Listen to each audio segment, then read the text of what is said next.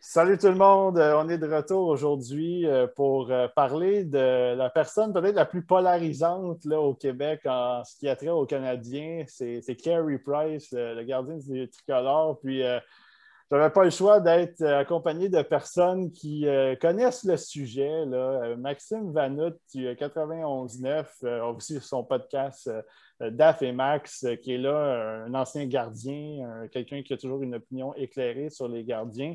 Et Mathieu Vachon, qui est journaliste pour le Nouvelliste. Tu vas couvrir les Lions là, de Trois-Rivières cette année dans l'ECHL et non la East Coast League. On Ouais, c'est oublie ça. tout le temps. Mais oui, c'est que. Fait que salut les boys, comment ça va? Ça va bien, toi? Oui, ça va, ça va. Yes, Yeah. sir, ça va bien, vous autres les boys, content d'être là. Yes. Ça va très bien. Écoute, comme je le disais en préambule, on parle de Carey Price. Carey Price à toutes les fois qu'il se passe de quoi avec Carey Price, il y a quelqu'un qui sont pour et des gens qui sont pour, des gens qui sont contre. Là, ils viennent de faire une superbe performance en série, tout comme le Canadien, d'ailleurs, qui a été éliminé là, récemment en finale de la Coupe Stanley. Puis, je veux tout de suite vous lancer la première question. N'importe qui peut y aller en premier. Carey Price, c'est quoi le pourcentage que vous accordez à ce parcours-là à Carey Price? Quelle est l'importance qu'il y a eu dans ce parcours-là, selon vous? Et c'est une bonne question pour commencer. Max, veux-tu y aller? Être le premier de nous dire? Ben, c'est dur à dire parce que tu sais, faut y aller un peu par échantillonnage. Puis si on regarde par ronde, je dirais que Carey Price a été MVP de 2 rondes sur 4 en partant, en fait sur 3, dans celles qui ont gagné. Il a clairement été le MVP contre les Leafs, sur glace et hors glace. Parce que pour moi, ce parcours-là ne commence pas si Carey Price ne sort pas dans les médias pour dire après le match numéro 4 qu'il a encore confiance dans les gars. En fait, je me demande même, c'était après le match numéro 3. Je pense qu'ils ont choqué un autre match avant. En tout cas, je suis plus sûr dans ma ligne du temps. Là. Mais pour moi, Carey Price n'a pas juste l'idée sur la glace, il a l'idée hors glace. Ils ont toujours dit que si le gardien de but pouvait avoir le laissé, sûrement que ce serait lui qui l'ait. C'est pas un manque de respect en tout envers chez Weber. Là. Mais pour moi, il l'a prouvé dans ces séries-là. Donc, ce serait quoi le pourcentage? Honnêtement, c'est au-dessus du 50%. Puis déjà là, considérant qu'un joueur a plus de la moitié du succès, pour moi, c'est énorme à dire. Pour moi, il y a vraiment... j'ai tweeté dès la fin du match numéro 5 que j'ai mis un gif puis j'ai mis une expression, Simon, que t'aimes beaucoup. J'ai écrit en anglais que du respect a été mis sur le nom de ce gars-là. Puis on y reviendra un peu plus tard. Mais pour moi, Carey Price a fermé des chapitres pendant le parcours éliminatoire. Je sais que tu es comme moi, Simon, mais il y avait l'argument que Price est un choker en série, c'est réglé. Même si dans ma tête, ça fait longtemps que c'est réglé. L'argument qu'il n'est pas capable de gagner, c'est réglé. Puis Mathieu, je pense que tu dis que si le Canadien allait gagner à la Coupe, c'était un des pires clubs ou le pire club à gagner à la Coupe, ben, c'est pas honteux pour Carey Price, l'élimination du Canadien en 5 matchs. Fait que pour moi, au-dessus de 50% du parcours éliminatoire du Canadien lui revient, tout le mérite lui revient. Oui, je suis pas mal d'accord là-dessus. Je te rejoins. Moi, mettons, on va dire, j'aurais mis 66% parce qu'à mon avis, il a volé 2 séries. Donc, celle contre les Maple Leafs de Toronto et il a volé celle contre les Golden Knights de Vegas. On s'entend, là, la performance qu'il a livrée, c'était quel match que le Canadien a été complètement dominé, puis ça a pris le match 3, hein? Bon, exact. Puis à ce moment-là, là, ça l'a cassé les Golden Knights en 2, puis on s'est dit, ça y est, le Canadien a vraiment une chance de battre ce club de géants, parce qu'on s'entend, les Golden Knights de Vegas, c'était toute une formation cette année. Là. Plusieurs personnes les voyaient en finale de la Coupe Stanley, champion. Donc, vraiment, Carey Price, là, comme tu dis, il a fermé des chapitres parce qu'il a prouvé à tout le monde qu'il était capable de gagner, pas juste avec Équipe Canada, il était capable de gagner dans la Ligue nationale. Puis, en fait, répondre aux attentes que le peuple québécois avait mis en lui depuis 2005, en fait. Là. Donc, moi, vraiment, là, je dirais un bon 66%, c'est grâce à lui, ce parcours-là, juste à lui, là, 66%, parce que sinon, on s'entend, là, cette série-là, ça serait fini pas en 4, Max, contre les Maple Leafs, mais en 5 probablement. Ouais. Puis, écoute, Price, de toute façon, puis on en avait parlé, on en a parlé souvent aussi. Depuis 2011, on a fait l'échantillonnage en séries éliminatoires. Il y a toujours, à part en 2013, il a toujours été là quand ça comptait. Puis j'avais de la misère à comprendre pourquoi les partisans, en fait, une partie des partisans lui tombaient sur la tomate alors que ce club-là, le Canadien, et encore cette année, n'a jamais été. Ça n'a jamais été une puissance, il n'a jamais été capable de se faire backer par ce club-là. Puis là, finalement, on dirait que là, il y a comme ressurgi là, des flammes, on dirait tel un phénix. Là. Puis finalement, peut-être, est-ce qu'il y a eu du respect? Est-ce qu'on va pouvoir donner le respect, finalement, comme tu le dis, les partisans à Carey Price, que c'est un gars de série, c'est un gars qui est là quand ça compte, pas juste avec le Canada, pas juste avec des équipes d'étoiles. C'est un gars avec une équipe ordinaire qui aurait pu se ramasser avec une Coupe Stanley, un peu comme Hachek quand il a quitté Buffalo. Tu sais. Je ne sais pas si vous êtes d'accord avec ça. Hein? Je pense que oui. Moi, de mon point de vue, bon, il va toujours avoir les éternels satisfaits. On sait, les attentes envers le Canadien de Montréal sont excessivement élevées. Puis même là, avec la finale, il y en a qui ils ont tombé, comme tu dis, sur la tomate parce que dans les premières parties contre le Lightning, ça a été plus ou moins facile. Mais c'est pas de sa faute, en fait. Là. Puis je trouvais ça tellement ironique qu'on lui tombe dessus parce qu'en grande partie, on lui devait la présence du Canadien de Montréal en finale. Ouais. Donc, je trouvais ça complètement ironique de dire, ben là, Carey Price, il n'est pas capable d'arrêter les rondelles en finale, ça ne marche pas. Puis, écoutez, là, s'il n'est pas là, ce beau parcours-là qui a fait rêver tout le Québec n'existe pas. Donc, en tout cas, ça m'a déçu, ça, en fait, beaucoup de voir ça en finale, qu'il y a eu des commentaires négatifs à son égard. Je ne pense pas que c'est justifié. Max, toi, Oui, en série, il y a quelques. en finale, Ouais, en finale. Est-ce que sa performance m'a déçu en finale? Ouais, t'étais-tu...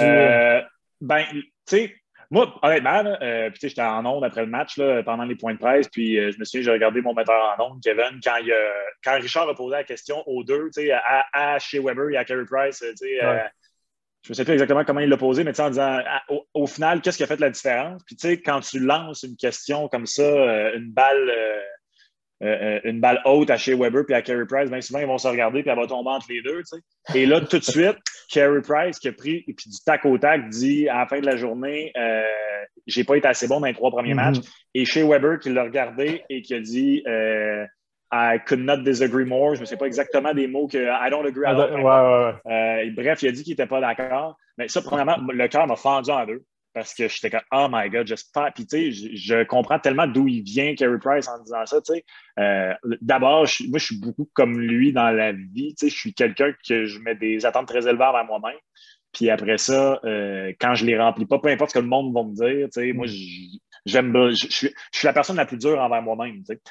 Puis c'est ce que j'ai ressenti de Carey Price, qui se met lui-même cette il sait, tu sais, personne n'a besoin de rappeler son maudit 10,5 millions par année. Pensez-vous qu'il ne sait pas, c'est lui qui l'a signé le contrat. Fait que mon cœur a brisé d'entendre ça parce que même si je ne suis pas d'accord avec lui, je comprends pourquoi il a dit ça. Parce que lui, là, à la fin, il regarde ses stats, ses game logs, là, match par match, là, puis il y a eu 875, 843, puis 832 d'efficacité dans les 3 premiers matchs. Puis je comprends que le Lightning, c'est un club qui fait mal paraître les gardiens. C'est une des plus belles puissances. C'est peut-être la plus belle puissance du hockey depuis le cap salarial pour plusieurs raisons.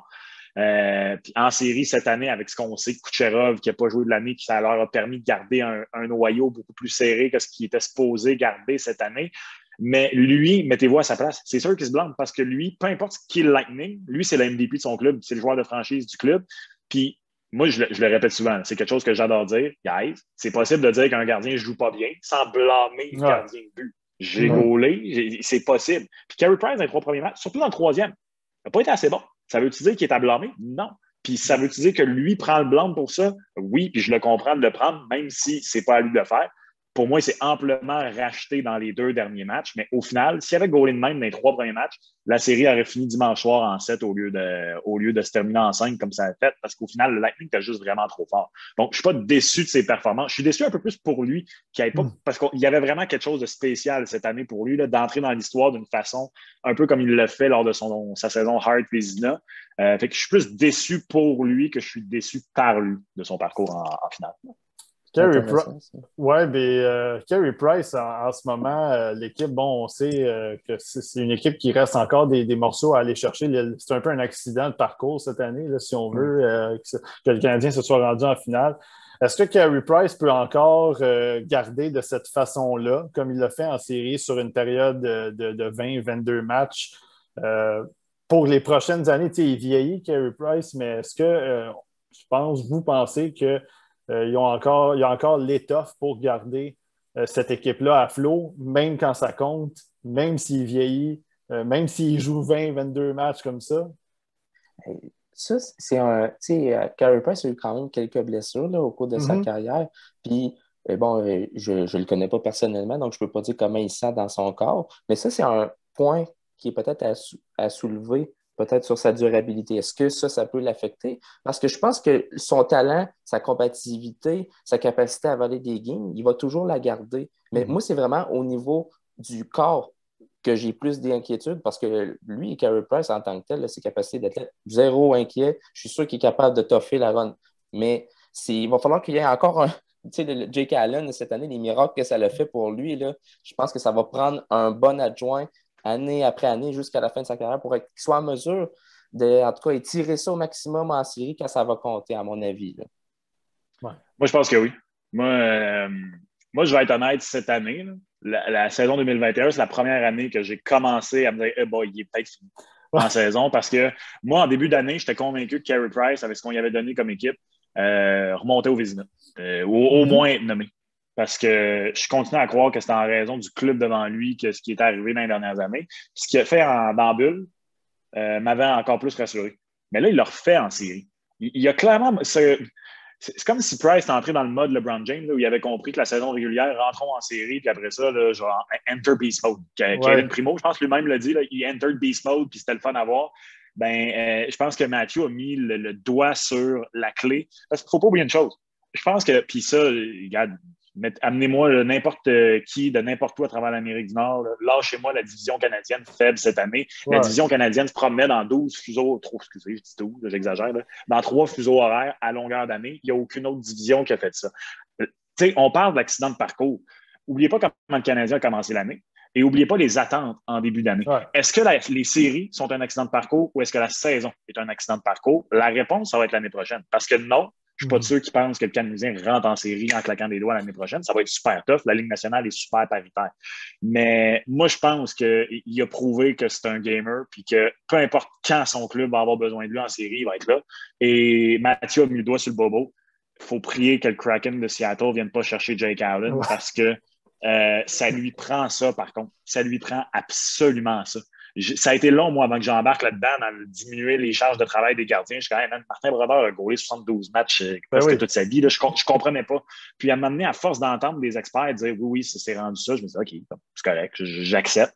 Mais ça lui prend ça. Ça lui prend 55-60 matchs par année, puis un backup qui est de l'épaule pour lui permettre d'arriver fin prêt en séries éliminatoires. Si ça arrive, je ne dis pas que ça va réarriver, mais moi, je ne doute plus de ce gars-là en série plus jamais après ces 2 derniers parcours éliminatoires. Même ces 3. On peut remonter aux Rangers en 2017. Là. Tout à fait. C'est pas normal que tu perds une ronde avec 1,88 de moyenne de Goodwill. Tout à fait. C'est ça, j'avais fait une discussion à un moment donné, j'avais lancé ça en l'air avec François Gagnon, puis je disais combien de gardiens dans l'histoire ont perdu 2 séries avec une moyenne en bas de 2? Il n'y en a pas beaucoup. Là. Puis là, les noms qu'on sortait, c'était des Hachek, c'était des Brodeurs. Il y en avait quelques-uns, là, mais il y avait quelques-uns. C'est comme Jack Campbell, cette année, il a perdu avec une moyenne en bas de 2. Mais Carey Price, ça a toujours été, je pense, depuis 2011, un gars de série. Puis je veux vous amener ailleurs. Je veux vous amener un peu une projection maintenant avec Carey Price. Première fois depuis 1993 que le Canadien se rend en finale de la Coupe Stanley. Et évidemment, Price n'était pas tout seul à avoir accompli ça pour le Canadien. Est-ce qu'une run comme ça, peu importe ce qui arrive pour le reste de sa carrière, s'il reste 3, 4, 5 ans à Montréal, s'il se rend à 450, 500 victoires, peu importe, est-ce que Carey Price, avec ce qu'il a accompli, avec cette run-là, mais aussi les autres d'avant, est-ce que le chandail retiré, c'est quelque chose? Est-ce que c'est la question qui tue? Moi, c'est la question qui tue parce que tous les numéros à Montréal qui sont retirés ont 2 points en commun. Une bague, membre du Temple de la Renommée. Tous. Ouais. Fait que là, théoriquement, le prochain qui se fait retirer son chandail, c'est Guy Carbonneau. Depuis qu'il est intronisé au Temple de la Renommée, il a été capitaine d'une coupe, il en a gagné une autre, puis il est maintenant au Temple. Moi, j'espère que le Canadien va revoir les standards à la baisse parce qu'on est au 21e siècle, puis tu vas avoir des grands joueurs qui vont jouer à Montréal puis qui ne gagneront pas de coupe. Carey Price est un de ceux-là. Puis Carey Price a son chandail retiré dans bientôt 31 des 32 clubs de la Ligue. Peu importe où. Il a exactement la carrière qu'il a eue. Ouais. La même longueur. Parce qu'il n'y a pas juste... C'est pas un gardien qui a été juste bon pendant très longtemps. Oui, c'est un gardien qui a eu des hauts et des bas, mais il a été là longtemps. Il a tous les records d'équipe et il y a eu des saisons exceptionnelles. Tu sais, oui, il y a une saison où il a gagné Hart Vezina, mais il a été nommé une ou deux autres fois. Il y a eu son parcours éliminatoire. Dans toutes les autres équipes de la Ligue, je suis prêt à gager les REER, si vous voulez. Et dans tous les autres clubs de la Ligue, il y a son chandail retiré, mais à Montréal, il y a ces deux critères-là. Puis pour moi, s'il gagnait, tu le retirais à la fin de sa carrière, là, pas 10 ans après. Là, vu qu'il l'a pas. S'il n'en gagne pas, moi, je continue de croire que c'est possible. Je ne suis pas de ceux qui pensent que c'était sa chance et que c'est terminé. C'était une très, très, très, très belle chance. Mais s'il ne gagne pas de coupe, il va falloir que le Canadien revoie ses standards. Puis je pense que Carey Price est le joueur. Aucun manque de respect à Saku Koivu, ni à Andrei Markov, mais le gars qui peut faire en sorte que ce standard-là change, pour moi, c'est Carey Price. Tu es d'accord avec ça, toi, Mathieu? Oui, je suis d'accord. Puis, tu sais, comme Max l'a dit, là, on est au 21e siècle, les standards ont changé. Puis, Carey Price, c'est vraiment le meilleur joueur du 21e siècle là, du Canadien de Montréal, c'est lui. Puis, je pense que c'est, comme tu dis, sans manquer de respect envers tous les autres, c'est même pas proche, là, c'est Carey Price le meilleur. Puis, il a marqué des générations de fans des Canadiens. On s'entend, là, un gardien comme ça, là, il n'y en a pas qui passent, ou en tout cas très peu. Carey Price, il y a eu les Dominique Hasek, Brodeur, Patrick Roy, puis on peut remonter un peu plus loin si on veut. Là. Mais Carey Price fait partie des meilleurs de sa génération. Puis habituellement, les meilleurs de leur génération ont l'honneur d'avoir un chandail retiré. Est-ce que Carey Price, avec ce qu'il a accompli à Montréal, mérite d'être retiré? Absolument. Mais c'est juste que Montréal a tellement une riche histoire que, comme Max dit, on dirait qu'il faut qu'ils revoient peut-être leurs critères pour permettre un retrait de chandail à la baisse. Mais en même temps, est-ce que ça serait vraiment revoir les critères à la baisse pour Carey Price? Parce que compte tenu de tout ce qu'il a accompli, il le mérite clairement à mes yeux, à moi. Parce que, tu sais, mettons, on parle de la Coupe Stanley. La Coupe Stanley, ça reste l'ultime trophée d'équipe. Tu sais, y a Chris Kunitz, il en a gagné 4 Coupe Stanley. Patrick Maroon, il en a 3 de suite. 3 titres. Fait que dans le fond, la Coupe Stanley, moi, c'est toujours le débat que j'avais, c'est que c'est difficile d'apposer une Coupe Stanley à un joueur, de dire ce gars-là, à Check, s'il avait gagné la Coupe Stanley avec Buffalo, on aurait pu dire, lui là, la Coupe Stanley, mettez son nom en caractère 42, là, parce que c'est lui qui l'a. Sauf que dans le cas du Canadien, dans le cas de, justement, il y a des trophées individuels, il a gagné à l'international et tout ça, est-ce que ça serait un si gros précédent que ça de dire que Carey Price, s'il ne gagne pas la Coupe Stanley, on lui retire son chandail juste parce qu'il va avoir les records d'équipe et ainsi de suite. Et ça va peut-être ouvrir la porte à certains autres joueurs. Imaginons une carrière de Caulfield ou Suzuki. Est-ce qu'on est peut-être là, on est peut-être rendu là avec Carey Price, justement, qui va peut-être un petit peu arranger les standards d'excellence du Canadien? C'est embêtant, mais moi, j'ai une question à vous poser, peut-être, les gars. Puis, Jarome Iginla, chez les Flames de Calgary, il a marqué l'histoire de cette concession-là. Il a remporté des trophées individuels. Il les a menés à une finale de la Coupe Stanley. Est-ce qu'à vos yeux, Jarome Iginla mérite d'avoir son chandail retiré par les Flames? À mes yeux, à moi, certain. Oui. Est-ce qu'on peut transposer ça à Carey Price, Jarome Iginla? Moi, je crois que oui. De mon point de vue à moi, là, Carey Price, Jarome Iginla, c'est un peu la même histoire, en fait. Là. C'est des joueurs de talent générationnel qui n'ont pas réussi à aller chercher la Coupe Stanley, mais qui ont eu des honneurs individuels, ils ont mené leur équipe à des grands moments en série. Donc, à mon avis, c'est sûr que si tu dis Jarome Iginla mérite d'avoir son chandail retiré, Carey Price, ça le mérite aussi. Ben oui, avec le Canadien. Est-ce que Carey Price, la tangente qu'il prend en ce moment, est-ce que même lui, il pourrait aller au Temple de la Renommée? Tu sais, quand tu te rends à 450, 500 victoires, est-ce que c'est peut-être pas justement le go pour dire, ben oui, tu vas te faire rentrer au Temple de la Renommée? Est-ce que ça prendrait ça peut-être? Moi, je trouve ça drôle parce que, puis je voulais être certain, puis là, mise en contexte, j'ai déplacé mon ordinateur, j'ai oublié mon sel dans l'autre pièce, fait que j'avais un couple d'articles, mais 27 février dernier, il me semble que c'était le 27, mais en tout cas, autour du 27 février dernier, il y avait un article de Larry Brooks dans le New York Post qui traitait de ça.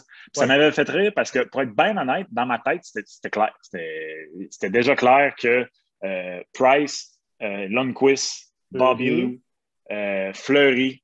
Dans ma tête, ces 4-là s'en vont tous là, puis probablement Tuukka Rask aussi. Là, j'avoue que ça commence à faire beaucoup de gardiens d'une génération, puis que là, je me pose des questions. Mais puis là, j'avais lu son article, puis c'est parce que c'était bon, on maudit. Des 29 gardiens de but au temps de la renommée, il y en a un qui avait jamais joué un match de finale, puis c'était Roy Waters, méchant nom dur à prononcer pour un francophone. Puis le gars jouait dans les années 30, là, tu sais. Fait que c'est là que j'ai fait comme « Oh, ouais, hein, OK, j'avoue. » Mais là, il l'a joué, sa finale. Puis là, regardez, là, prenez pour moi là, les 4 que j'ai nommés, puis c'est vraiment pas un manque de respect envers Tuukka Rask, il est le 5e dans la gang, là, mais Lundqvist, Price, Bobby Lou, pour moi, c'est le top 3 des gardiens de leur génération. Les 3 n'ont pas de Coupe Stanley. Pourquoi? Parce que dans l'ère du cap salarial, tu ne peux plus faire ce que l'Avalanche du Colorado et les Red Wings de Détroit ont fait au début des années 2000, fin des années 90, c'est-à-dire on a un club d'Hall of Fame, on va se chercher un Hall of Fame goalie, bang, 2 coupes, 3 coupes, peu importe. Tu ne peux plus faire ça. Il va en avoir de plus en plus des grands gardiens. Les 3 meilleurs de la génération, pour moi, tous pas de bague pour le moment. Puis moi, Marc-André Fleury, c'est vraiment pas un manque de respect. N'importe qui m'écoute à la radio le sait, c'est mon athlète préféré de tous les temps. Là, finalement, il y a son Vézina.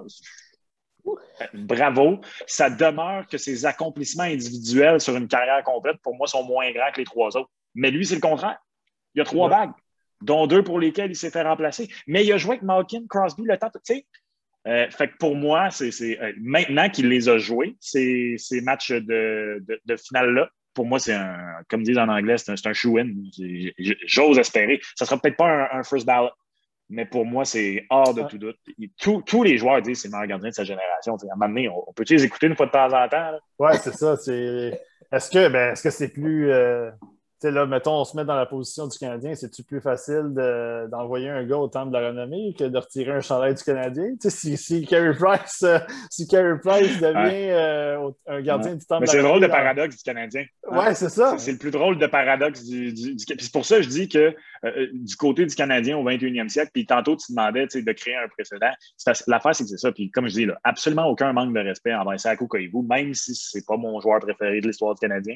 Aucun manque de respect envers Andrei Markov, qui est le plus grand défenseur du Canadien au 21e siècle. Mais Saku Koivu et Andrei Markov ont peut-être marqué Montréal, mais ils n'ont jamais été des joueurs générationnels. Ils n'ont jamais même été proches d'être le top 5 à leur position. Carey Price, lui, est le top 3 de sa position sur sa carrière au grand complet. C'est le joueur que il y aura peut-être pas. Si tu le fais pas pour Carey Price, pour moi, tu pourras jamais le faire. À moins que, comme tu dis, Cole Caulfield devienne un marqueur de 10 saisons de 50 buts. Ben, j'exagère là, à 10, mais 5 saisons de 50 buts sans gagner à la coupe. Tu sais.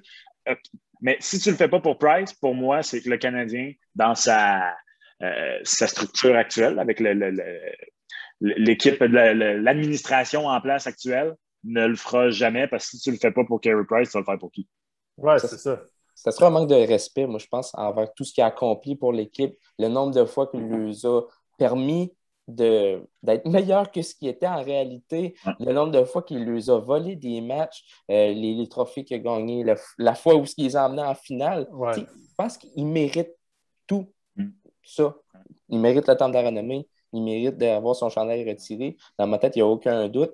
Puis, tu sais, moi, je pense que quand on va être rendu à 50 ans, 60 ans plus tard, là, puis qu'on va se dire, hey, vous vous rappelez-vous, mettons, on dit dans les années 2010, en 2020, quand il y avait Carey Price dans le but à le Canadien, il était vraiment bien avec ce gardien-là. Puis je pense qu'on va apprécier encore plus tout ce qu'il a fait pour cette équipe-là dans plusieurs années. Puis là, je pense que peut-être que ça va être plus facile de passer son rentrée de chandail, par exemple. Là. Parce qu'on dirait qu'on est ça, nous autres, les humains, là, plus qu'on s'éloigne de quelque chose, plus qu'on... la nostalgie, c'est fort. Ouais, ben, c'est ça, on dirait que j'ai l'impression que ça pourrait faire ça à un moment donné.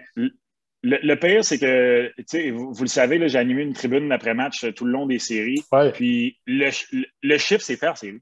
J'ai été surpris, là. Puis quand je dis que le chiffre, c'est fait, on s'entend, c'est Montréal, c'est un marché patient. Si Carey Price arrive l'année prochaine, puis il goal comme une bine, puis il finit la saison à 898 de taux d'efficacité, dans le moment présent, il va se refaire critiquer, puis c'est normal. Si un joueur de franchise il joue à 895 d'efficacité, peu importe l'équipe qui en a vendu, c'est pas normal.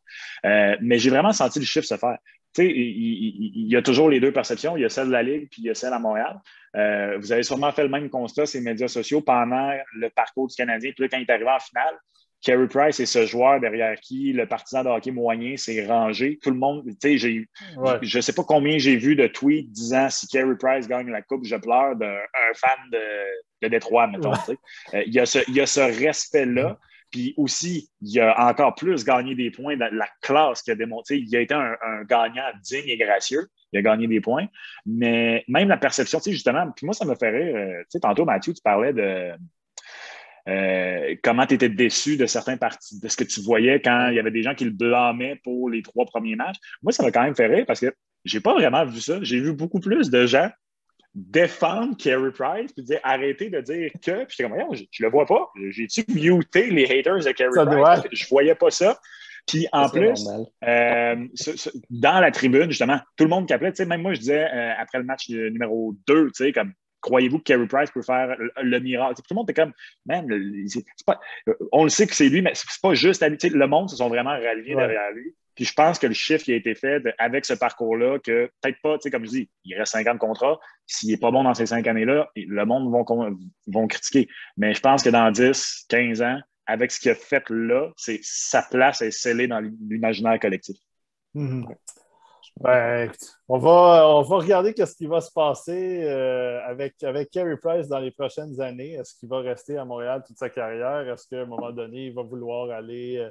peut-être que le Canadien va lui faire une petite faveur, peut-être, puis l'envoyer ailleurs pour essayer de gagner une Coupe Stanley, alors que peut-être qu'il y aura des gardiens à Montréal. Peut-être Primo va peut-être être là pour prendre la relève. Le fait qu'il soit resté, même ça, là, Max Pacioretty demandait à être échangé. Il y a Beaunier qui a demandé à être échangé, mais puis le monde, là, ça, Carey Price, quand il a signé le 10.5, c'est facile de dire en rétrospective, tout le monde signerait 10.5. Le gars, il avait beau avoir s'être blessé l'année d'avant, là, il était au top du monde. Il n'aurait peut-être pas signé 10.5, mais Carey Price testait le marché. Honnêtement, là, presque 29 clubs sur 30 à ce moment-là plaçaient un appel. Il n'a même pas testé le marché. Le gars est resté. Et dans l'ère du cap salarial, tout sport confondu au 21e siècle, là, je comprends qu'on est au hockey, puis pas au basket, puis un peu où ça commence dans la NFL à vouloir changer, là, puis qu'il y a beaucoup plus de loyauté. Ça reste que le gars, il aurait eu toutes les raisons, après tout ce qu'il a vécu, de faire comme hey man, je suis plus capable de ce marché-là. Et aussitôt que je goal 2 mauvaises games, même si je viens de faire 10 jeux blancs de suite, je me fais tomber en face. Angela, we're out. Non, il est resté. Puis quand ça allait vraiment pas bien, Patch a demandé à être échangé. Lui, qu'est-ce qu'il a fait? Une rare sortie médiatique avec son chum Shea puis Jeff Petrie pour dire hey, Big Mark, Big Pipes, amène-nous de l'aide. Tu sais, comme tu peux pas plus respecter ce qu'il a montré, même si tu es quelqu'un qui n'aime pas son non-verbal. Lâchez-moi le non-verbal. Le gars, c'est un homme des bois. Là. Même moi, en ce moment, je suis en campagne, puis j'ai beau être un verbomoteur qui travaille à la radio. Même moi, j'aime ça, retourner dans le bois puis pas parler à du monde pendant 2 semaines. Je suis bête. Lâchez-moi le non-verbal. Le gars a montré sa classe, son respect et son importance. Ben écoute, on va finir là-dessus. Peut-être que les partisans montréalais, il y en a peut-être quelques-uns qui ne méritent pas Carey Price. Peut-être que Carey Price aurait dû aller à... Si Carey Price était ailleurs, comme tu l'as parlé tantôt, peut-être que ça serait une vedette encore plus respectée qu'à Montréal. Mais bon, ça fait partie de la game ici. Patrick Roy s'est fait tuer à Montréal, s'est fait sacrer dehors. It is what it is, comme on dit. Ben, écoutez, merci les boys d'avoir été là. Intéressante discussion sur un gars qui va continuer à faire jaser pour les prochaines années. Puis on va suivre ça, puis on va essayer de ne pas trop trasher sur Twitter non plus les gens qui vont l'haïr puis qui vont dire qu'il est pourri. C'est bon.